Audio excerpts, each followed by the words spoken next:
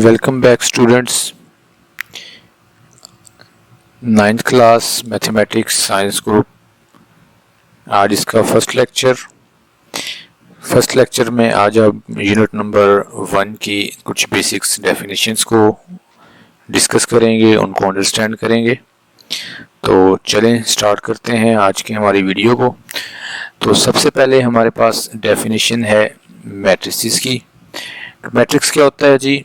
A rectangular array or a formation of a collection of real numbers, say 0, 1, 2, 3, 4, 7, such as 1, 3, 4, 7, 2, 0, and then enclosed by the brackets, square brackets, is said to form a matrix 1, 3, 4, 7, 2, 0. Similarly, 0, 1, 3, 4 is another matrix.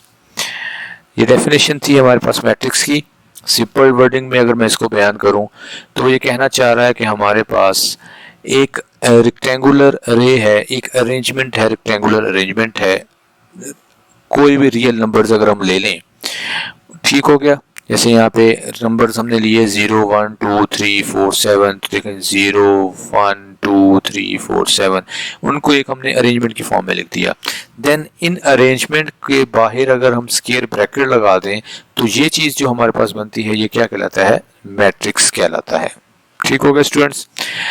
आगे है जी rows and column of a matrix. अब कोई भी matrix अगर मेरे पास लिखा हुआ है, जैसे यहाँ पे हमने लिया 1, 2, 0, 3, 5, 4, 2, 1, -1, लेफ्ट टू राइट जो मेरे पास लाइंस बनेगी या नंबर्स बनेंगी उन्हें हम कहेंगे इसकी रोज। अब जैसे यहाँ पे ये एक मैट्रिक्स हमारे पास शो हो रहा है तो इसमें देखें R1, R2, R3 लिखा हुआ। इसका मतलब है कि इसमें ये R1 या फर्स्ट रो है, R से मुराद रो नंबर 1 क्या है 1, 2, 0, रो नंबर 2 क्या है 3, 5, 4, और रो नंबर 3 मेरे पास है 2, 1 एंड -1। उसके बाद कॉलम की डेफिनेशन है in a matrix B all the entries present in a vertical way are called column of a matrix. ठीक है, किसी मैट्रिक्स की जनरल डेफिनेशन लिखनी होगी तो इन अ मैट्रिक्स, यहाँ से आप इसको बी को बेशक खत्म कर दें, all the entries present in a vertical way are called column of a matrix. ठीक होगा। जैसे यहाँ पे C1 एक कॉलम है, C2 दूसरा कॉलम है और C3 तीसरा कॉलम है। नेक्स्ट डेफिनेशन हमारे पास है जी order of a matrix.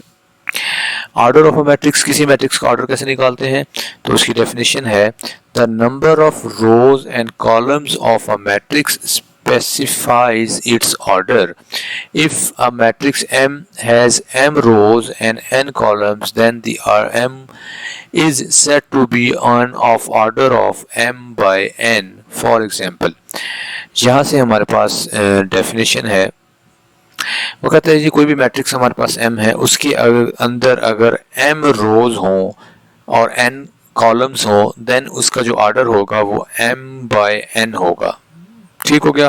For example हमारे पास मैट्रिक्स है M1, 2, 3, 1, 0, 2। अब हमने देखा कि जो हॉरिजॉन्टल वे में होती हैं वो होती हैं रोज। ठीक हो गया। यहाँ पे मैं लिख लेता हूँ नंबर 1, 2, 3, 1, 0, 2। ठीक हो गया। तो इसमें रोज कितनी है स्टूडेंट्स हमारे पास? तो यहाँ पे एक ये रो बनेगी और एक ये रो बनेगी R1, R2। वर्टिकल वे में हमने कहा था कॉलम, तो कॉलम कितने हैं? एक ये कॉलम है C1, C2, C3, ये 1, ये 2, ये 3। ठीक हो गया। तो इसका ऑर्डर क्या हो जाएगा? रोज बाय कॉलम होता है ऑर्डर। तो 2 रोज हैं और कॉलम कितने हैं? 3, तो इसका ऑर्डर क्या हो जाएगा? 2/3। उसके बाद इक्वल मैट्रिसेस। इक्वल मैट्रिसेस की डेफिनेशन है स्टूडेंट्स हमारे पास कि late A and B be the two matrices, then A is said to be B and denoted by A is equal to B। ठीक है। If and only if, if and only if का मतलब है कि ये condition हर सूरत में fulfil होनी चाहिए। पहली कंडीशन क्या है? The order of A is equal to order of B। Order से क्या मुराद है कि A के अंदर जितने नंबर ऑफ रोज हैं B में नंबर ऑफ रोज उतनी होनी चाहिए, A में जितने नंबर ऑफ कॉलम्स हैं बी में नंबर ऑफ कॉलम्स उतने होने चाहिए। दूसरा क्या है, there corresponding entries are equal. Corresponding entries क्या होती है स्टूडेंट्स? करिस्पॉन्डिंग एंट्रीज से यहाँ पे जैसे अब एग्जांपल दी हुई है, ठीक हो गया, 1 3 -4 2। अब देखें ये है जी फर्स्ट रो और फर्स्ट कॉलम की एंट्री नंबर 1, ठीक है। अब इसकी करिस्पॉन्डिंग एंट्री क्या होगी? उसी तरह फर्स्ट रो फर्स्ट कॉलम की फर्स्ट एंट्री, ये इसकी करिस्पॉन्डिंग एंट्री है, तो 1 1 R1 C2 first row second column की एंट्री। तो इसी तरह यहाँ पे फर्स्ट रो सेकंड कॉलम की एंट्री, तो ये 3 है, यहाँ पे 2 + 1 इसका आंसर भी 3 आता है, तो ये दोनों इक्वल है, ठीक हो गया। उसके बाद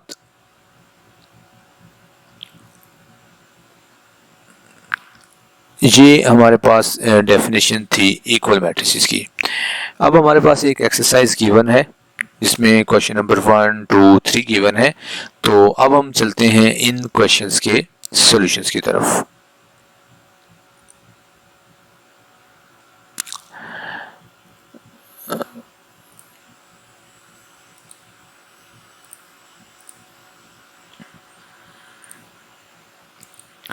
जी students, exercise 1.1 question number 1, find the order of the following matrices. Order हमने बताना है, ए मैट्रिक्स है 2 3 -5 6। हमने ऑर्डर में इसकी डेफिनेशन में देखा था कि number of rose multiplied by number of columns. तो इसमें रोज कितनी है जी? 2 रोज हैं और 2 कॉलम्स हैं, तो इसका ऑर्डर क्या होगा? 2/2। बी, इसकी भी 2 रोज R1 R2 2 रोज 2 कॉलम्स, तो इसका ऑर्डर क्या हो जाएगा? 2/2, ठीक हो गया। Next C = 2 4। अब इसमें ये सिंगल रो है और कॉलम कितने हैं? 1 2, तो इसका ऑर्डर क्या हो जाएगा? 1/2, क्योंकि हमेशा पहले हम क्या लिखते हैं? नंबर ऑफ रोज, उसके बाद number of columns. Third one, अब यहाँ पे देखें स्टूडेंट्स, मेरे पास 4 0 6। अब इसमें रोज कितनी है? R1 R2 R3। देखें ये एक स्ट्रेट लाइन में है, ठीक हो गया, इसके बाद कोई नंबर नहीं है, नो प्रॉब्लम। लेकिन इसके नीचे एक और रो शुरू होती है, जैसे हम लाइंस लगाते हैं, एक लाइन खत्म हो गई, फिर दूसरी लाइन आ गई, फिर वो लाइन खत्म हो गई, फिर तीसरी लाइन आ गई, तो सेम इसी तरह यहाँ पे है। तो नंबर ऑफ रोज कितनी है? 3, और कॉलम वर्टिकल हमने कहा था वो कितना है? सिंगल, तो इसका order 3/1। E, number of rose 1 2 3, columns 1 और 2, तो ऑर्डर क्या हो जाएगा? 3/2। F, एक ही नंबर है, तो रो भी एक है और कॉलम भी एक है, तो 1/1। G = 1 2 3, R1 R2 R3 3 रोज, C1 C2 C3 3 कॉलम्स, तो ऑर्डर क्या हो जाएगा? 3/3। H = 2 3 4 1 0 6। रोज कितनी हो गई स्टूडेंट्स? जी 2 रोज, कॉलम कितने? 1 2 3, तो ऑर्डर क्या हो जाएगा? 2/3। Question number 2, which of the following matrices are equal? Equal matrices की क्या कंडीशंस थी? नंबर 1 कंडीशन क्या थी? ऑर्डर इक्वल होना चाहिए। ऑर्डर से मुराद नंबर ऑफ रोज दोनों की इक्वल होनी चाहिए। नंबर 2 क्या था? करिस्पॉन्डिंग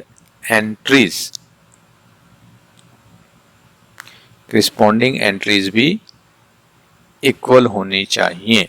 अब देखें ए का ऑर्डर क्या है? 1/1 और इसकी एंट्री ए की है 3। अब देखें इसके जैसा कोई और यहाँ पे हमारे पास मैट्रिक्स है? जी बिल्कुल है। देखें सी में क्या है? 5 - 2, तो आंसर क्या आ जाएगा? 3। ऑर्डर 1/1, तो इसका रिस्पॉन्डिंग एंट्री भी एक जैसी है 3/3, तो ये क्या आ जाएगा? Order of A is equal to order of C, so A is equal to C. उसके बाद बी है 3 5, अब यहाँ पे स्टूडेंट्स अक्सर गलती करते हैं कि देखें यहाँ पे 3, यहाँ पे 3, यहाँ पे 5। नो, हमने कहा था क्रिस्पॉन्डिंग एंट्रीज भी इक्वल होनी चाहिए। इसकी फर्स्ट एंट्री अगर 3 है तो इसकी फर्स्ट एंट्री 5 है, तो ये कभी भी इक्वल नहीं है। यहाँ पे देखें आई की फर्स्ट एंट्री कितनी है 3, इसकी भी 3, 3 + 2 5, तो इसकी भी 5, तो B इज इक्वल टू आई। उसके बाद है जी सी ए की इक्वल हो गया, डी किसी के इक्वल नहीं बन रहा हमारे पास। उसके बाद आ जाते हैं ई क्या है 4062, 2 रोज 2 कॉलम्स, करिस्पॉन्डिंग एंट्रीज 4062 4062, तो इसका मतलब है ई और एच इक्वल मैट्रिसेस हैं। F26, अब यहाँ पे देखें जी 3 - 1 2, 3 + 3 6, तो F और G आपस में इक्वल हो गए। H 4062, 2 + 2 4, 2 - 2 0, 2 + 4 6, 2 + 0 2, और J और H आपस में इक्वल हो जाएंगे। उसके बाद क्वेश्चन नंबर 3, लास्ट क्वेश्चन हमारी आज की एक्सरसाइज का। उससे पहले मेरी स्टूडेंट से रिक्वेस्ट है कि मेरे चैनल को सब्सक्राइब करें, दोस्तों के साथ शेयर करें। तो क्वेश्चन नंबर 3 है जी, वो कहता है find the values of A B C and D. A B C D की वैल्यू फाइंड आउट करनी है जब हमारे पास उसने 2 मैट्रिसेस। अब देखें यहाँ पे उसने इक्वल का साइन लगाया, इसका मतलब क्या है कि दोनों मैट्रिक्स आपस में इक्वल हैं तो उनकी ऑर्डर भी सेम होगा और करिस्पॉन्डिंग एंट्रीज भी इक्वल होंगी। That's means a + c is equal to 0, equation number 1। a + 2b is equal to -7, equation number 2। c - 1 is equal to 3, equation number 3। 4d - 6 is equal to 2d, equation number 4। अब इन चारों equations को solve करते हुए हम A B का answer निकाल लेंगे। तो फर्स्ट ऑफ ऑल हम इक्वेशन नंबर 3 को सॉल्व करेंगे। तो यहाँ पे देखें c - 1 इज इक्वल टू 3 है, तो -1 उधर जाके +1 हो गया, तो c is equal to 3 + 1, c is equal to 4 आ गया। c का आंसर हमारे पास आ गया। अब c का आंसर अगर मैं इक्वेशन नंबर 1 में पुट कर दूं, तो यहाँ पे देखें a + c is equal to क्या था 0, c का आंसर 4 है, तो a + 4 is equal to 0, a is equal to -4 आ जाएगा। अब इक्वेशन नंबर 2 में a का आंसर पुट कर दें, हम यहाँ से b का आंसर निकाल सकते हैं। तो a + 2b is equal to -7 था, a is equal to -4, -4 + 2b is equal to -7। अब यहाँ पे 2b इस तरफ ही रहा, -4 उधर जाकर क्या हो गया +4, तो 2b is equal to -7 + 4, 2b is equal to -3, b is equal to -3/2। उसके बाद फोर्थ इक्वेशन थी 4d - 6 is equal to 2d, तो 4d - 2d is equal to -6, that implies -2d is equal to -6d is equal to +3। तो ये थे हमारे पास ए B सी और D के आंसर्स। इसके साथ हमारी आज की वीडियो और आज की एक्सरसाइज एंड हो गई। एक दफ़ा मेरी फिर तमाम स्टूडेंट से रिक्वेस्ट है कि मेरे चैनल को सब्सक्राइब करें, अपने दोस्तों के साथ ज़रूर शेयर करें ताकि आने वाली तमाम वीडियोस की नोटिफिकेशन उनको भी साथ साथ मिल सकें।